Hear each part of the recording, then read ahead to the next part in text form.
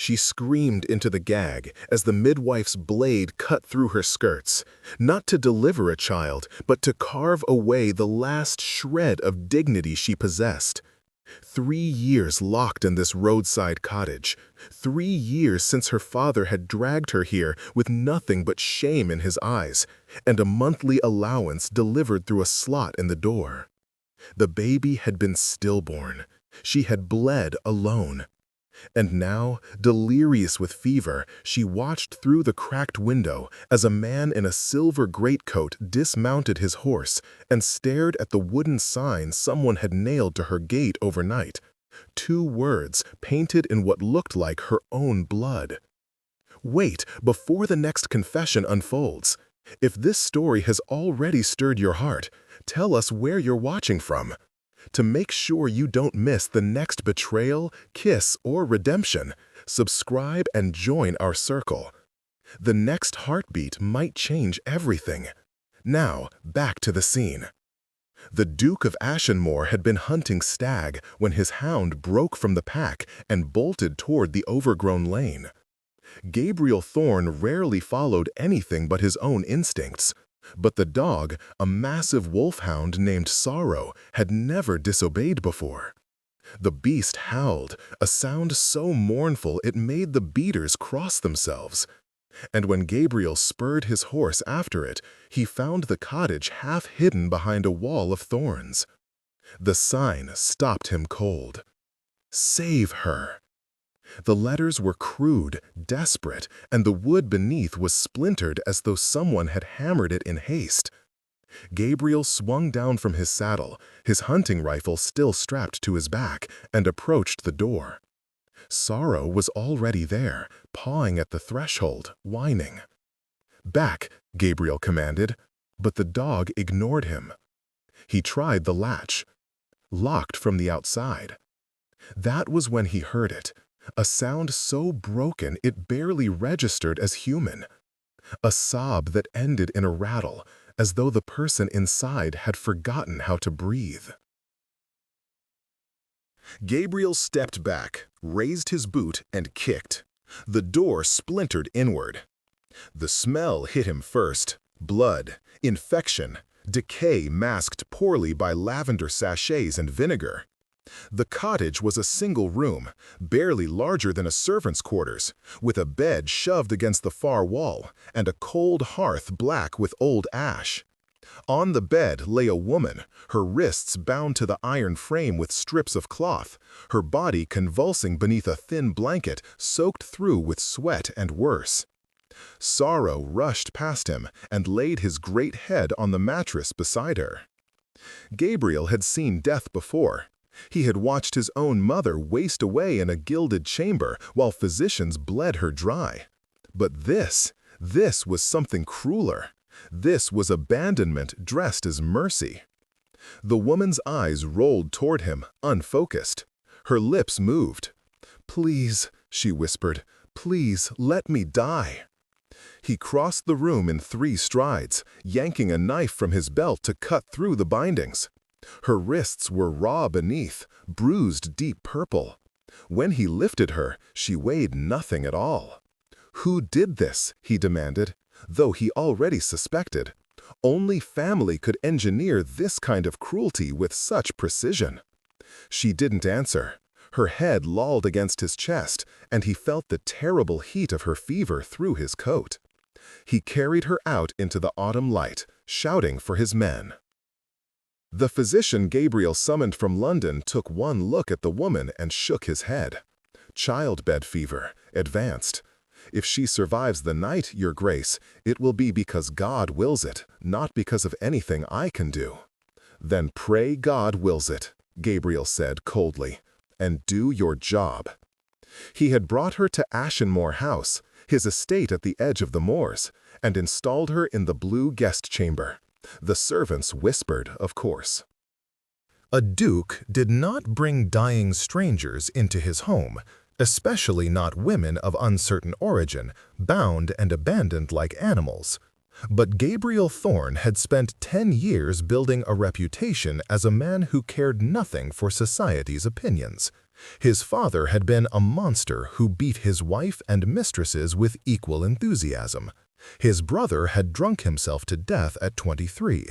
Gabriel himself had inherited the title at 26, and in the 8 years since, he had married no one, courted no one, and attended exactly 3 balls, all of which he had left before the first waltz. The ton called him the Iron Duke. Some said he had no heart. Others said he kept it locked in the same vault where he stored his father's pistols. He did not correct them. For 3 days the woman burned.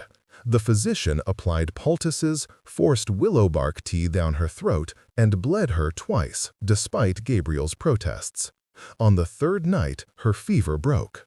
Gabriel was there when she opened her eyes.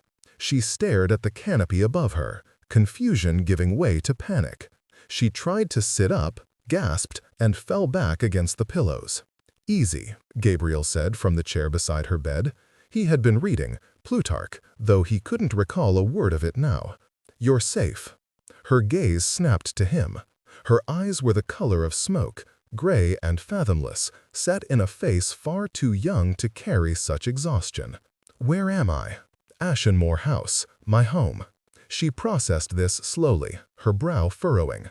"You're the man who broke down the door." "I am." "Why?" The question was so simple, so bewildered, that Gabriel felt something twist in his chest. "Because someone hung a sign asking me to." Her lips parted. Then, to his astonishment, she laughed, a thin, bitter sound. "My sister." "Your sister locked you in that cottage?" "No." She turned her face away. "My father did. 3 years ago. My sister must have found out where." Gabriel set his book aside. "What is your name?" She was silent for a long moment. Then, "Clara. Clara Ashford." The name meant nothing to him, but he filed it away. "Who bound you to the bed, Clara Ashford?" "The midwife. She said I would hurt myself in the fever. She said," her voice cracked, "she said it was kinder than letting me wander." Kinder. Gabriel's tone could have frozen wine. "And your father? Where is he?" "London, I assume, or Bath, wherever men go to forget their daughters exist." She said it without self-pity, which somehow made it worse. Gabriel rose, moving to the window. Outside, the moors stretched endlessly, purple with heather beneath a pewter sky. "You will stay here until you are well. After that, you may go where you wish. I will provide funds." "No." He turned. Clara was sitting up now, her hands fisted in the blankets. Her hair hung in a tangled dark curtain over her shoulders, and her shift, one of his housekeepers, hastily altered, slipped off one pale shoulder. "No?" he repeated. "I have nowhere to go. If I leave, hell find me. Hell lock me away again, or worse. And she swallowed hard.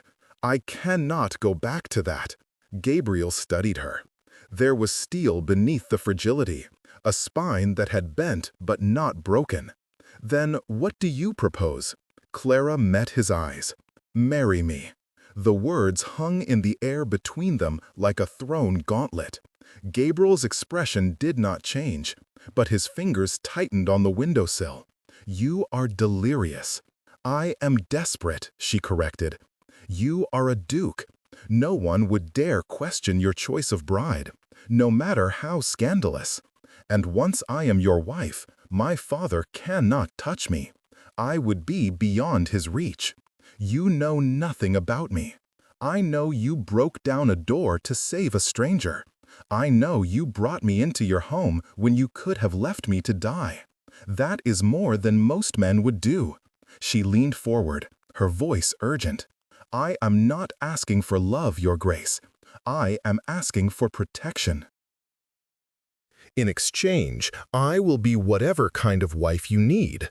Silent, invisible, compliant. I will make no demands. I will cause no scandal. I will simply exist." Gabriel turned away from the window, studying her with those unsettling gray-green eyes that seemed to see straight through flesh to bone. You would bind yourself to a stranger to escape your father. I would bind myself to the devil himself if it meant freedom. He was silent for a long moment. Then, I will consider it. Your Grace. That is my answer, Miss Ashford. I will consider it. In the meantime, you will rest and recover. When you are well enough to stand without swaying, we will discuss this again. He left before she could protest, closing the door behind him with a soft click. In the hallway, his housekeeper, Mrs. Vance, a woman who had served the family for 40 years, was waiting. "Your Grace," she said carefully, "the staff are concerned. Let them be concerned. They want to know the young lady's status, whether she is a guest or—" "She is under my protection," Gabriel said flatly. "That is all they need to know." Mrs. Vance nodded, but her expression remained troubled. "Forgive me, but if word reaches London that you are housing an unmarried woman—" "Then let it reach London." He met her eyes. "I have weathered worse scandals than this. With respect, Your Grace, you have never had a scandal. You have had a reputation for being cold, distant, and utterly uninterested in society. This is different. Mrs. Vance." His voice was soft, but it carried an edge that made her fall silent. "Prepare the guest chambers. Miss Ashford will be staying indefinitely." The housekeeper curtsied stiffly and withdrew. Gabriel stood alone in the corridor, listening to the distant crash of waves against the cliffs below the estate. Ashenmore had been built on the edge of the world, a fortress of dark stone that seemed to grow from the moors themselves. His father had hated it, preferring the London townhouse with its proximity to gambling hells and brothels. His mother had loved it, which was why his father had forbidden her to return after Gabriel's birth. She had died in London, in that gilded prison, never seeing the moors again. Gabriel had sworn he would never be like his father. He would never cage something beautiful just to watch it wither. But what Clara was asking for was a different kind of cage. A marriage without love, without intimacy, without any of the things that made such a bond bearable. And yet, when he closed his eyes, he saw her as she had been in that cottage, bound, burning, begging for death. He could not unsee it. He could not walk away. Clara did not sleep that night. She lay in the enormous bed, surrounded by softness she had not felt in years, and tried to make sense of what she had done. She had proposed marriage to a duke she did not know, a duke who had every reason to refuse her. But desperation made fools of everyone, and Clara had been desperate for so long she had forgotten what hope felt like. Her father, Lord Reginald Ashford, Baron of Thornfield, had locked her away the moment her belly began to show. Never mind that she had been unwilling. Never mind that the man responsible had been her father's own business partner, a married man twice her age who had cornered her in the library during a house party and forced himself on her. When she told her father, he struck her across the face and called her a liar. When her condition became undeniable, he sent her to the cottage with a midwife and instructions that she was never to leave. The baby had come early, a girl, perfect and still, who never drew breath. Clara had held her daughter for 3 hours before the midwife took the body away. She did not know where the child was buried. She did not know if there had been a burial at all. After that, the fever had come, and the madness, and the certainty that death would be a mercy. But her sister, sweet, timid Jane, had somehow discovered the truth, had somehow found the cottage, had somehow painted that sign and hung it where a passing nobleman might see it. Save her. And he had. Clara pressed her hands to her face, feeling the sting of tears she had thought long since dried up. She did not know why the Duke of Ashenmore had helped her. She did not know what kind of man he was beneath that cold, handsome exterior. But she knew she could not survive another year in that cottage. If marriage to a stranger was the price of freedom, she would pay it, even if it cost her everything else. Gabriel did not return to Clara's room for 2 days. He told himself it was because she needed rest, but the truth was simpler. He did not trust himself in her presence. There was something about Clara Ashford that unsettled him, not her beauty, though she was lovely, in a fragile, half-wild way that reminded him of the deer that sometimes wandered onto the estate. No, it was the way she looked at him, as though she expected nothing and everything at once, as though she had learned not to hope, but could not quite stop herself from trying. On the 3rd day, Mrs. Vance informed him that Miss Ashford was well enough to take meals in the breakfast room. Gabriel found her there, seated by the window with a cup of tea cradled in her hands. She wore a simple gray dress that Mrs. Vance must have procured from somewhere, and her dark hair was pinned back in a style that was modest to the point of severity. She looked like a governess, or a nun, or a woman who had learned to make herself invisible. "Your Grace," she said, rising. "Sit." He gestured for her to remain seated and took the chair across from her. "How do you feel?" "Better, stronger." She paused. "Your physician is very skilled." "He is expensive," Gabriel corrected. "There is a difference." A ghost of a smile touched her lips. "I suppose there is." They sat in silence for a moment, the only sound the ticking of the mantel clock and the distant cry of gulls over the cliffs. Finally, Gabriel said, "I have been thinking about your proposal." Clara's hands tightened on her teacup, but her expression remained calm. "And?" "It is unconventional. It would raise questions, and I have spent years avoiding exactly the kind of scrutiny such a marriage would invite." "I understand." Her voice was carefully neutral. "If you wish me to leave—" "I do not wish you to leave." Her eyes snapped to his. Gabriel leaned back in his chair, studying her.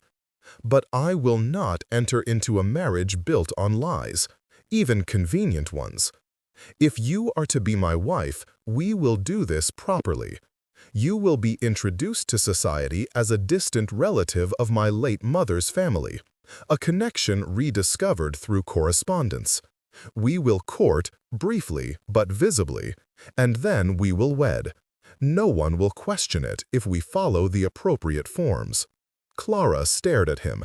"You are agreeing?" "I am agreeing to consider a courtship. If, during that time, either of us decides the arrangement will not work, we will part ways amicably. I will still provide for you, enough to live independently, away from your father's reach. And if we do marry?" Gabriel's gaze was steady. "Then you will be the Duchess of Ashenmore. You will have my name, my protection, and my respect. What you will not have is my heart. I do not have one to give." Clara set down her teacup carefully, as though afraid it might shatter. "That is more than I dared hope for." "Do not hope at all," Gabriel said quietly. "Hope is a dangerous thing, Miss Ashford. It makes us believe in endings that were never meant for us." She looked at him then, really looked at him, and saw something in his eyes that mirrored the ache in her own chest. "Then we are well matched, Your Grace," she said softly. "For I stopped believing in endings years ago." Gabriel rose, offering his hand. "Walk with me. If we are to play at courtship, we should at least learn to tolerate each other's company." Clara took his hand, letting him help her to her feet. And together they stepped out onto the moors, two people who had forgotten how to hope, learning to walk side by side through the heather and the wind. The courtship was a carefully choreographed fiction. Gabriel announced Clara's presence at Ashenmore by sending a brief letter to his solicitor, explaining that she was a distant cousin of his late mother's who had fallen on difficult times. Within a week, invitations began arriving. Tentative at first, then increasingly bold as society realized the Iron Duke was actually entertaining company. Clara attended none of them. She remained at Ashenmore, learning the rhythms of the house, the names of the servants, the paths through the gardens that Gabriel walked each morning before dawn. She learned that he read voraciously, everything from philosophy to poetry, though he never spoke of what he read. She learned that he avoided mirrors and refused to display portraits of his father anywhere in the house. She learned that Sorrow, the great wolfhound, slept across Gabriel's doorway every night as though guarding against invisible threats. And she learned that Gabriel Thorne, Duke of Ashenmore, was a man who had learned to survive by feeling nothing at all. They walked the moors every afternoon. At first, they barely spoke, just two figures moving through the heather in silence. But gradually, carefully, they began to talk. Clara told him about her childhood, about the mother who had died when she was 12, and the father who had grown cold and bitter in his grief. She told him about her sister Jane, who had been too young and too frightened to stop what happened. She did not tell him about the library, or the man who had ruined her, or the daughter she had held for 3 hours and never seen again. Some wounds were too raw to share, even with someone who had saved her life. Gabriel told her about his mother, about how she had loved poetry and painting and the wild beauty of the moors. He told her about his brother, who had tried to drink away the memory of their father's fists and failed. He told her about the day he inherited the title and found his father's will, a document that left everything to Gabriel with a single line of instruction: "Do better than I did." He did not tell her about the nightmares, or the way he sometimes woke with his hands clenched into fists, ready to fight ghosts that no longer existed. Some scars were too deep to expose, even to someone who understood pain. 6 weeks after Clara arrived at Ashenmore, Gabriel asked her to marry him. They were standing on the cliffs, watching the sun set over the sea, when he turned to her and said, simply, "Will you be my wife?" Clara looked at him, at this man who had given her safety and asked for nothing in return, and said, "Yes." There was no romance in it, no declarations of love or promises of forever. Just two people choosing survival over solitude. Gabriel produced a ring from his pocket, a simple band of gold set with a single sapphire the color of the twilight sky. It had been his mother's, the only piece of jewelry his father had not sold or gambled away. He slipped it onto Clara's finger, and she felt the weight of it like a vow. "We will marry quietly," Gabriel said, "here at Ashenmore, with only the staff as witnesses.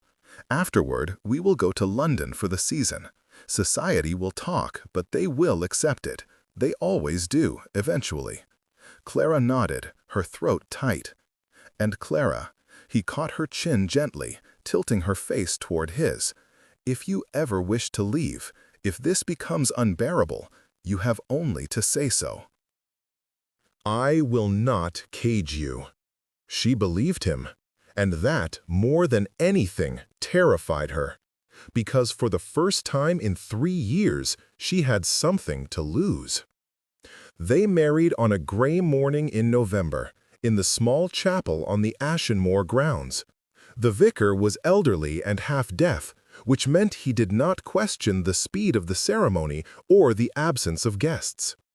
Clara wore a dress of ivory silk that Mrs. Vance had commissioned from a London modiste, simple, elegant, and utterly unlike the elaborate confections society brides usually wore. Gabriel wore black, as he always did, and when he slipped the second ring onto her finger, a match to the sapphire band, his hands were stay. They spoke their vows in low voices, promising things neither of them believed in. Love, honor, cherish. When the vicar pronounced them man and wife, Gabriel kissed her forehead, chaste as a brother's blessing. And Clara became a duchess. The servants threw rice as they left the chapel, a tradition meant to ensure fertility and good fortune. Clara felt each grain strike her like an accusation, a reminder of the child she had lost and the emptiness she carried. But she smiled, because that was what duchesses did. She smiled and took Gabriel's arm and walked back to the house that was now her home. The wedding breakfast was a quiet affair. Mrs. Vance had prepared a feast that could have fed 50, but there were only the two of them, seated at opposite ends of a long table in the formal dining room. Gabriel raised his glass, to survival. Clara lifted hers in return, to freedom. They drank, and the wine tasted like ashes. Afterward, Gabriel excused himself to his study, leaving Clara alone with her new title and the vast, echoing silence of Ashenmore. She wandered the halls, trailing her fingers along the dark wood paneling, learning the shape of her cage. It was a beautiful cage, filled with art and books and windows that looked out on endless sky, but a cage nonetheless. She found the portrait gallery on the second floor, a long corridor lined with paintings of Gabriel's ancestors. Stern-faced men and pale, sorrowful women, all watching her with eyes that seemed to know she did not belong. At the end of the gallery hung two portraits, larger than the rest. The first was of a woman with Gabriel's eyes and a smile that could break your heart. His mother, Clara realized. She was painted in a garden, surrounded by roses, wearing a dress the color of spring. The second portrait was covered with a black cloth. Clara knew, without asking, whose face was hidden beneath. She did not lift the cloth. Some ghosts were better left undisturbed. That night, she slept alone in the Duchess's chambers, a suite of rooms connected to Gabriel's by a single locked door. He did not knock. She did not expect him to. This was the marriage they had agreed to. Proximity without intimacy, companionship without love. It should have been enough. It should have been easy. But as Clara lay in the darkness, listening to the wind howl across the moors, she felt something unfamiliar stir in her chest. Not hope, precisely, not yet, but the faint, fragile possibility of it. London welcomed the new Duchess of Ashenmore with the kind of vicious curiosity reserved for scandals and foreign royalty. Gabriel had been right. Society accepted the marriage, but they did not do so quietly. Every drawing room in Mayfair buzzed with speculation about the mysterious cousin who had captured the Iron Duke's interest. Every gossip column devoted inches to analyzing Clara's wardrobe, her manners, her rumored fortune. Most concluded she had none, which only made the marriage more fascinating. Why would a duke marry a penniless relation? They whispered behind fans and teacups. Perhaps he was bored. Perhaps she is with child. Perhaps he loved her. The last was always said with a laugh, because everyone knew the Duke of Ashenmore did not love. Clara learned to navigate society the way she had learned to navigate her father's moods, by watching, listening, and making herself as unremarkable as possible. She attended balls and soirees on Gabriel's arm, wearing gowns that cost more than her father's yearly income, and smiled politely at people who looked through her as though she were glass. She was perfect, invisible, exactly what she had promised to be.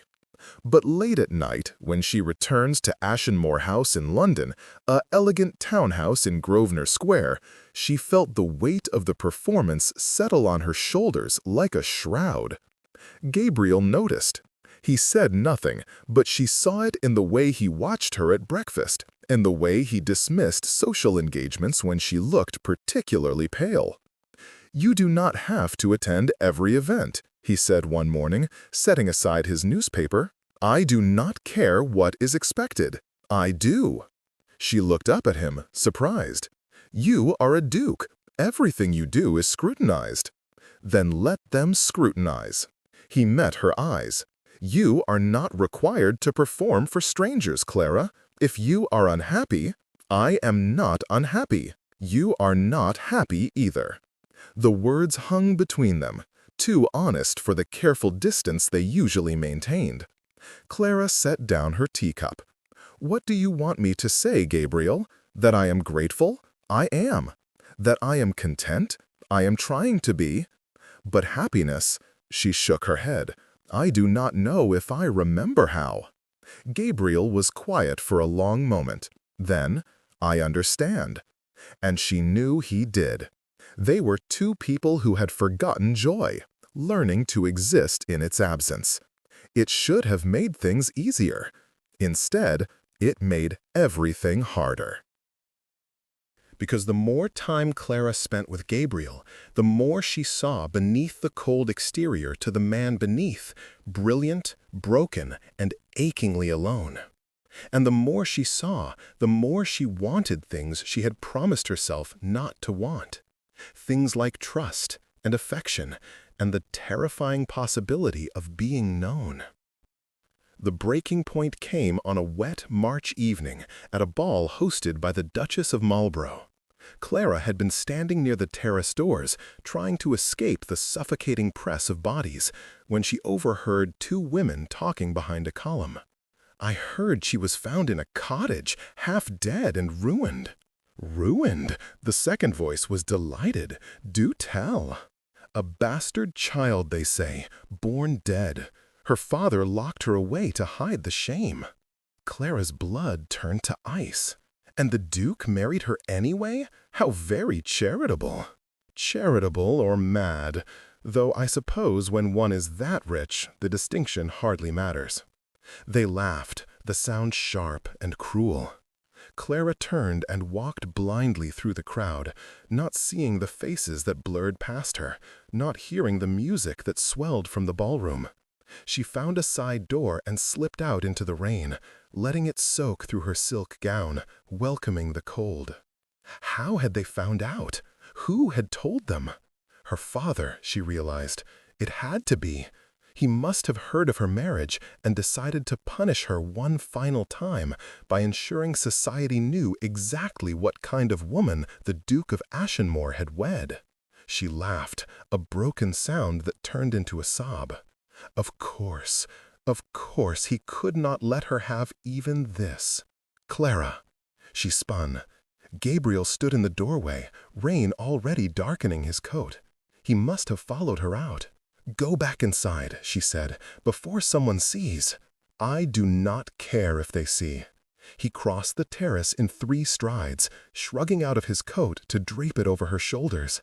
"What happened?" "Nothing. Her voice cracked. "I needed air." Gabriel's eyes narrowed. "You are a terrible liar. And you are too perceptive for your own good, Clara." He caught her shoulders gently, turning her to face him. "Tell me." So she did. She told him about the women, about the gossip, about her father's cruelty. She told him everything she had been holding back, about the library and the man who had forced her, about the daughter she had held and lost, about the 3 years of darkness that had almost killed her. And Gabriel listened. He did not interrupt. He did not look away. He simply stood there in the rain, holding her upright while she broke apart. When she finally fell silent, he said quietly, "I will ruin him." Clara blinked up at him. "What?" "Your father. I will destroy him." Gabriel's voice was soft, but there was steel beneath it. "I will call in every debt he owes, foreclose on every property he holds, and ensure that no one in London will do business with him again. He will die penniless and forgotten, and the world will never know why." Gabriel, you cannot. I can, and I will. His hands tightened on her shoulders. He locked you in a cage and left you to die. He lets society tear you apart rather than defend you. He does not deserve mercy. Clara stared at him, stunned. Why would you do that for me? Gabriel's expression softened, just slightly. Because you are my wife, and I protect what is mine. Something shifted in Clara's chest, something warm and terrifying and utterly unexpected. "Thank you," she whispered. Gabriel brushed a strand of wet hair from her face, his touch unbearably gentle. "You do not need to thank me for doing what should have been done years ago." They stood there in the rain, close enough that Clara could feel the heat of him through her sodden gown, and for one breathless moment, she thought he might kiss her. But he stepped back, his walls slamming back into place. "Come," he said, offering his arm. "Let us go home." And Clara took his arm, feeling the ghost of what might have been settle between them like a wound. Gabriel kept his word. Within a month, Lord Reginald Ashford was financially ruined. His creditors called in their debts, his properties were seized, and his name became synonymous with scandal and failure. He fled London for the continent, taking what little remained of his fortune and leaving Jane, sweet, timid Jane, to fend for herself. Clara might have felt guilty if her sister had not arrived at Ashenmore 3 weeks later with a traveling case and a letter of apology. "I should have helped you sooner," Jane whispered, throwing her arms around Clara. "I should have found you. I should have—" "You hung the sign," Clara said, holding her sister close. "You saved me. That is enough." Jane stayed at Ashenmore, and gradually the darkness that had haunted her eyes began to fade. She laughed again. She painted. She walked the moors with sorrow at her heels and Clara at her side. And Clara, watching her sister heal, felt something inside herself begin to thaw. But the distance between her and Gabriel remained. They were cordial, friendly even, but they did not speak of the night in the rain, or the things he had done to protect her, or the way her heart had stuttered when he touched her face. They lived like strangers who shared a home, polite, careful, and utterly alone. Until the night Clara made a mistake. She had been restless, unable to sleep, and had wandered down to the library in search of something to read. She found Gabriel there, seated by the fire with a book in his lap and a glass of whiskey at his elbow. He looked up when she entered, and something in his expression made her pause. "I did not mean to disturb you," she said. "You never disturb me." He gestured to the chair across from him. "Join me." She should have declined, should have made some excuse and returned to her room. Instead, she sat. They talked about nothing and everything, books and philosophy and the absurdity of London society. The conversation flowed easily, the way it had when they walked the moors, and Clara felt herself relaxing for the first time in weeks. She did not notice when Gabriel refilled her wineglass, did not notice when the clock struck midnight, then 1, then 2. She only noticed when she stood to leave and the room tilted sideways. Gabriel caught her, his hands steady on her waist. Careful. Clara looked up at him, her head spinning. "I think I drank too much." "I think you are right." His voice was amused, but his eyes were dark. She should have pulled away, should have thanked him and fled to her room before she did something foolish. Instead, she leaned into him, resting her forehead against his chest. "Gabriel," she whispered, "why did you marry me? Really?" He was silent for so long she thought he would not answer. Then, "Because when I saw you in that cottage, I saw myself, trapped, abandoned, begging for an end that would not come. And I could not," his voice roughened, "I could not leave you there." Clara's breath caught. "You saved me. And you have been saving me ever since." His hand came up to cradle the back of her head, his touch achingly tender. "You made this house feel like a home again, Clara. You brought light into a place that had forgotten what it looked like." She tilted her face up, her lips parting. "Gabriel!" He kissed her. Not the chaste press of lips from their wedding, but something deeper, desperate, a kiss that tasted like whiskey and rain and all the words they had never said. Clara kissed him back, her hands fisting in his shirt, her heart hammering against her ribs. This was what she had been afraid of, this wanting, this need, this hope. And when Gabriel finally pulled away, his breathing ragged, he looked at her like she was something precious, something worth keeping. "Clara," he said roughly. "I cannot." "I know." She pressed her fingers to his lips. "You do not have to say it." But Gabriel caught her hand, holding it against his mouth like a vow. "You deserve more than this. More than a marriage born of desperation. More than a man who does not know how to love." Clara's eyes burned. "What if I do not want more? What if I want this, want you, exactly as you are?" Gabriel closed his eyes as though the words caused him physical pain. "Then you are braver than I am." He kissed her palm, then stepped back, putting careful distance between them. "Go to bed, Clara, before I do something we will both regret." She wanted to argue, wanted to tell him that regret was a choice, and she would choose him, broken edges and all. But she saw the fear in his eyes, the same fear that lived in her own chest, and she understood. Some things were too fragile to risk.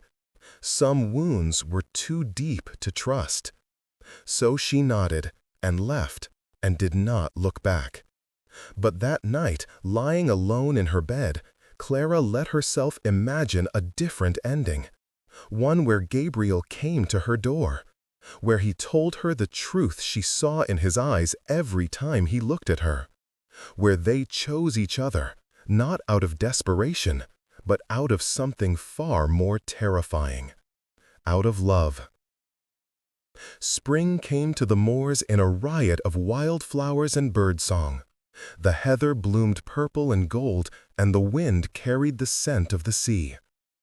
Clara walked the cliffs every morning, sometimes alone, sometimes with Jane, and always with the memory of Gabriel's kiss burning in her veins.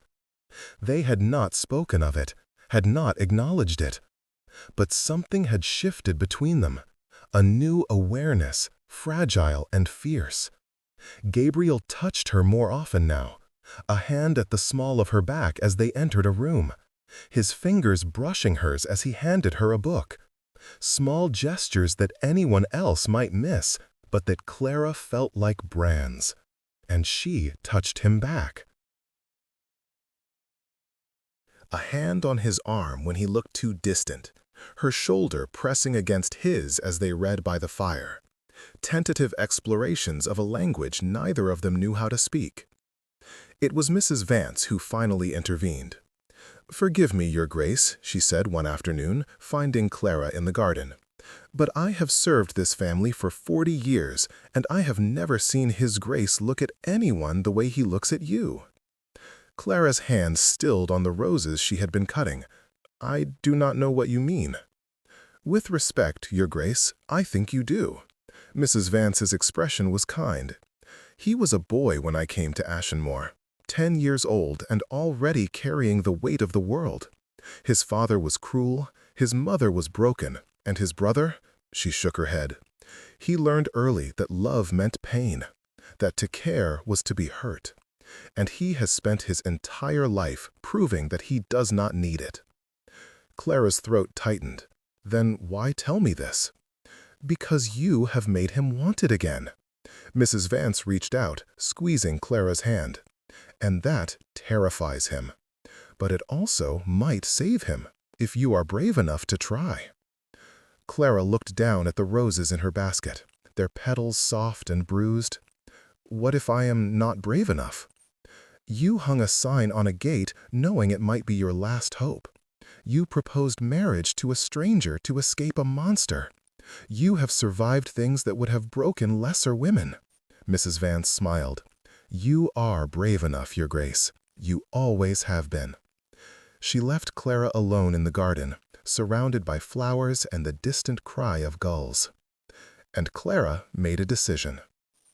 She found Gabriel in his study that evening, poring over estate ledgers with a frown that suggested the numbers were not behaving. "May I speak with you?" she asked from the doorway. He looked up, his expression softening. "Always." Clara closed the door behind her and crossed to his desk. She did not sit, did not give herself the chance to lose her nerve. "I lied to you," she said. Gabriel set down his pen. "About what?" "When I said I did not want more." She met his eyes, her heart pounding. "I do want more, Gabriel. I want mornings where we wake up together. I want evenings where we do not retreat to separate rooms. I want—" Her voice broke. "I want you to stop looking at me like I am something you might break if you get too close." Gabriel rose slowly, rounding the desk. "Clara." "I am already broken," she continued, the words tumbling out in a rush. "We both are. But maybe that is the point. Maybe two broken people can fit together in ways that whole ones never could. Maybe we can heal each other if we are brave enough to try." Gabriel stopped in front of her, close enough that she could see the gold flecks in his eyes. "What are you saying?" "I am saying, I love you." The words felt like stepping off a cliff. "I did not mean to. I tried not to. But I do, Gabriel. I love you, and I cannot pretend otherwise anymore." For a long, terrible moment, Gabriel said nothing. Then he cupped her face in his hands, his touch reverent. "You terrify me." Clara's breath hitched. "I know. I have spent years building walls, learning not to feel, learning not to hope. And you," his thumb brushed her cheekbone, "you walked into my life and tore them all down without even trying. I am sorry." "Do not apologize." His voice was rough. "Do not ever apologize for making me feel again." He kissed her then, soft and slow and achingly tender, a kiss that tasted like forgiveness and promise, and all the tomorrows they might share. When he pulled back, his eyes were bright. "I do not know if I can be what you need, if I can be whole enough, good enough." "You are enough," Clara whispered fiercely. "You have always been enough." Gabriel rested his forehead against hers, his hands trembling. "I love you. God help me, Clara. I love you so much it frightens me." Clara laughed, the sound caught between a sob and a shout of joy. "Then we are both terrified. We can be terrified together." "Together," Gabriel echoed, as though testing the word. "Together," Clara confirmed. And for the first time since her world had shattered 3 years ago, she believed in happy endings again. They did not announce their newfound love to society. There were no grand gestures, no public declarations. But the servants noticed. They saw the way the Duke smiled at breakfast now, the way the Duchess's eyes followed him across a room, the way the door between their chambers stood open, no longer locked. Jane noticed too, and wept with happiness for the sister who had suffered so much and finally found peace. And on the moors where the heather bloomed wild and free, Gabriel and Clara walked hand in hand, no longer afraid of the future, because they had learned that survival was not the same as living, and they had chosen, despite everything, to live. 6 months after Clara's confession, a letter arrived from the continent. Lord Reginald Ashford was dead. He had drunk himself into oblivion in a Vienna boarding house, penniless and alone. Jane wept. Clara did not. Gabriel held her on the cliffs that night, the wind whipping around them, and asked if she felt anything. Relief, Clara admitted, and guilt for feeling relieved. He does not deserve your guilt. I know. She turned in his arms, looking up at the stars scattered across the vast dark. But I cannot help feeling it anyway. He was my father, even if he was a monster. Gabriel kissed her temple. You are kinder than he ever deserved. Clara leaned into him, feeling the steady beat of his heart against her back. Mrs. Vance told me something once. She said you had spent your whole life proving you did not need love. I did. And now? Gabriel turned her to face him, his hands gentle on her waist. Now I know the difference between not needing something and not deserving it. I spent years believing I was not worthy of love, that I was too broken, too cold, too much my father's son. And now? Clara repeated softly. Now I know that love is not about deserving. It is about choosing, and I choose you, Clara, every day for the rest of my life. Clara's eyes burned. I choose you too. They kissed beneath the stars, two people who had survived the dark and found their way to light. And in the distance, sorrow howled, not in sorrow, but in joy. 2 years later, on a golden autumn morning, Clara gave birth to a daughter. She was healthy, squalling, and utterly perfect. Gabriel held the baby with shaking hands, tears streaming down his face, and whispered, "Thank you." Clara, exhausted and radiant, smiled. For what? For living, for fighting, for believing we could have this. He leaned down, kissing her forehead and then the baby's. "What shall we name her?" Clara asked. Gabriel looked at his daughter, this tiny, miraculous creature who had no idea how close she had come to never existing, and said, "Hope." Clara's breath caught. Hope? Because you taught me to believe in it again. Clara took his hand, threading their fingers together. Then hope she shall be. And in the great house on the moors, where two broken people had found each other and built a life from the ruins, a new chapter began. Not with tragedy or sorrow, but with love and hope. Always, always hope. They did not announce their newfound love to society. There were no grand gestures, no public declarations. But the servants noticed. They saw the way the Duke smiled at breakfast now, the way the Duchess's eyes followed him across a room, the way the door between their chambers stood open, no longer locked.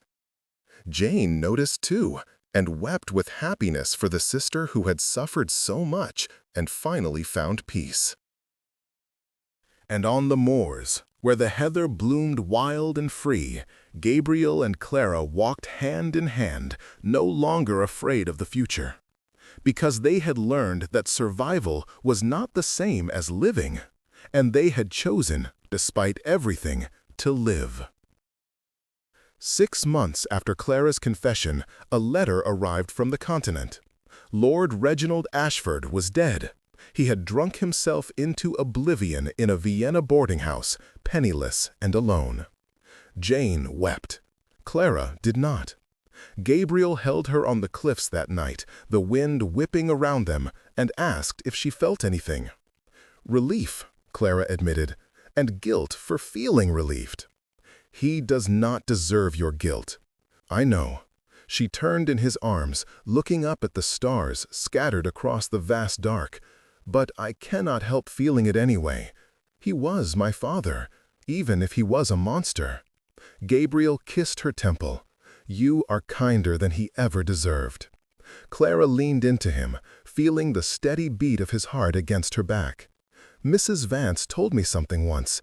She said you had spent your whole life proving you did not need love. I did. And now? Gabriel turned her to face him, his hands gentle on her waist. Now I know the difference between not needing something and not deserving it. I spent years believing I was not worthy of love, that I was too broken, too cold, too much my father's son. And now, Clara repeated softly, now I know that love is not about deserving. It is about choosing.